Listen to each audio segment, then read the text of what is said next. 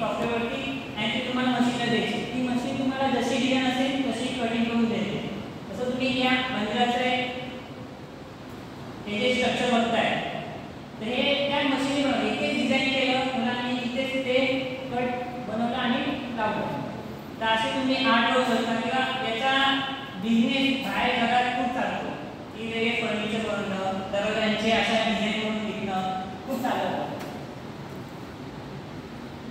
तसं आपल्याकडे फॅब्रिकेशनमध्ये सगळे मॅकेनिकल टूल्स आहे की याचा तुम्ही मॅकेनिकल करून म्हणजे जेव्हा तुम्ही एखादं वूडचा फर्निचर बनवलं त्याला फिनिशिंग देणं, त्याला वेगळ्या एका स्टेपमध्ये फिनिशिंग देणं, त्या तुम्ही या मॅकेनिकल टूलचा वापर करून करू शकता.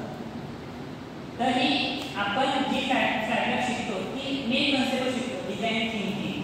म्हणजे आपल्या एरियाचे प्रॉब्लेम काय, त्या प्रॉब्लेमवरती कसं सोल्युशन भेटेल याच्यावर आपण शिकतो. तसा नॉर्मली सगळीकडे एक प्रॉब्लेम असतो, प्रत्येक फॅमिलीमध्ये प्रत्येक इन्स्ट्रुमेंट प्रॉब्लेम असतो किंवा घरात एक प्रॉब्लेम असतो की आपली टाकी ओव्हरफ्लो होते ना. घरी जर आपण मोटर चालू